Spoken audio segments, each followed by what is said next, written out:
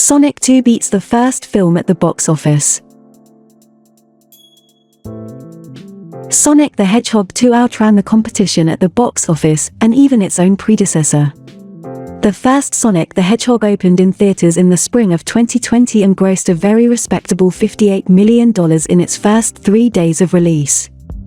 Now Sonic 2 is here, and it's done even better in theaters.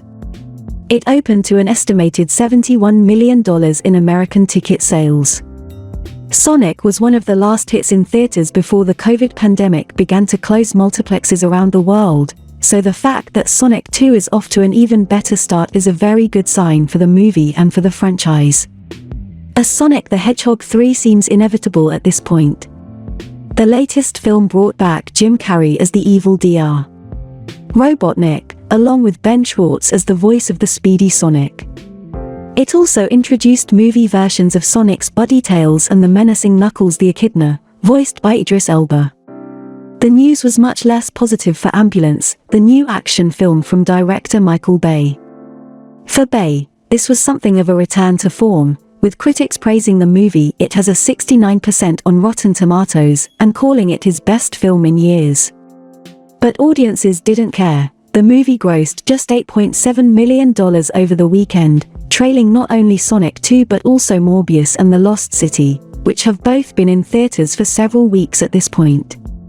The only plus for Ambulance is that it was relatively inexpensive to make, costing a reported $40 million to produce. It's on track for the worst opening weekend of Michael Bay's entire career. Here's the full top 5 at the weekend box office, via Box Office Mojo. Sonic the Hedgehog 2, $71 million. Morbius, $10.2 million. The Lost City, $9.1 million. Ambulance, $8.7 million. The Batman, $6.5 million. So to recap, Michael Bay makes a really satisfying action movie and it barely grossed a tenth as much as the second Sonic the Hedgehog. The movies. Brie Larson joins the cast of Fast and Furious 10. The Fast and Furious family is getting even larger. The latest addition to the ever-expanding roster of stars in the Fast universe is Brie Larson. She is joining the cast of the upcoming and still untitled 10th Fast and Furious film in an undisclosed role. That's the word from Vin Diesel, who would probably know. He's the big star and producer of the whole kit and caboodle. Diesel revealed all the news on his Instagram account, where he has a whopping 79 million followers. Captioning a photo of himself and Larson laughing hysterically, maybe they were reading through one of those joke books, Diesel wrote, "You see this angel over my shoulder cracking me up, you say to yourself that's Captain Marvel." Clearly there is love and laughter in this image. What you don't see, however, is the character you will be introduced to in Fast 10. You have no idea how timeless and amazing she will be in our mythology. Beyond her beauty, her intellect, her Oscar, Ha is this profound soul who will add something you might not have expected but yearned for. He added, "Welcome to the family, Brie." Fast 10 will actually be a 2-part film that's intended to be the conclusion to the entire Fast saga. That's what they say, anyway. I'm kind of skeptical these movies will ever end as long as they keep making money. In addition to the usual stars like Diesel, Michelle Rodriguez, Tyrese Gibson, Chris Ludacris Bridges, John Cena, Sung Kang, Natalie Emmanuel, Charlize Theron, and Jason Statham, Jason Momoa is also joining the cast, supposedly as a new villain. Fast and Furious 10 is currently scheduled to open exclusively in theaters on May 19, 2023. Will Smith banned from attending Oscars for 10 years. Last Friday, Will Smith resigned from the Academy of Motion Picture Arts and Sciences as a result of slapping Chris Rock in the middle of the Oscars telecast after Rock made a joke about Jada Pinkett Smith's hair. At the time, Smith released a statement saying his behavior was shocking, painful, and inexcusable and claimed he wanted to put the focus back on those who deserve attention for their achievements. He also said he would accept any further consequences for his actions when the Academy's Board of Governors met and voted to determine whether his behavior merited further punishment. Today, the Academy's 54-member board held a special meeting and voted. And they determined that Smith should be banned from attending the Oscars or other Academy event for a period of 10 years.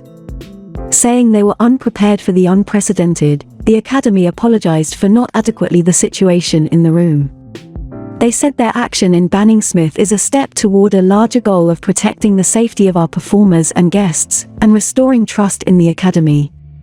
Hear more from the Academy's statement on their ruling.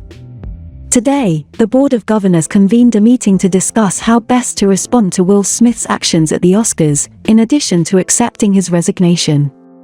The board has decided, for a period of 10 years from April 8, 2022, Mr. Smith shall not be permitted to attend any Academy events or programs, in person or virtually, including but not limited to the Academy Awards. We want to express our deep gratitude to Mr. Rock for maintaining his composure under extraordinary circumstances. We also want to thank our hosts, nominees, presenters, and winners for their poise and grace during our telecast.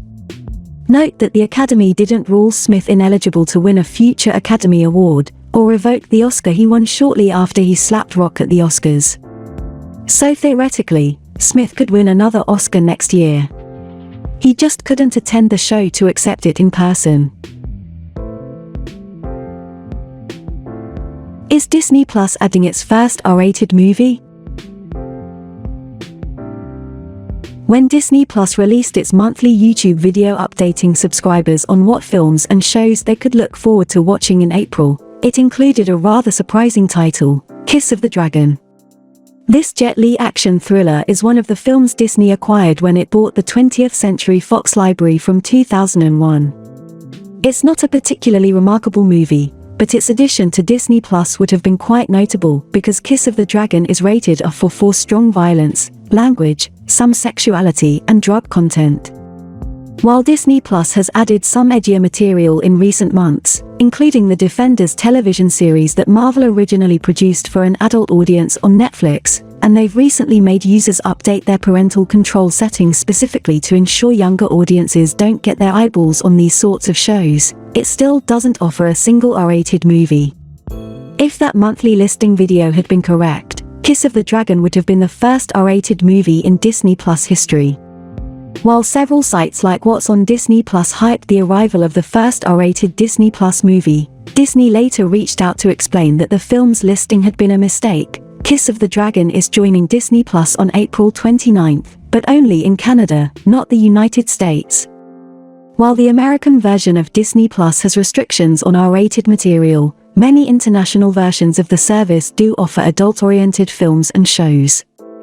In America, Disney's more adult content lives on Hulu, a totally separate site, one that is, quite importantly, not branded to Disney and its image of wholesome entertainment for the whole family. The more Disney Plus does add shows like The Defenders and Daredevil and then add fairly harrowing violence and action to shows like Moon Knight, the more I wonder whether Disney Plus is drifting towards a broader array of content, and what that means for Hulu when that happens. You can see what's actually coming to Disney Plus in this April.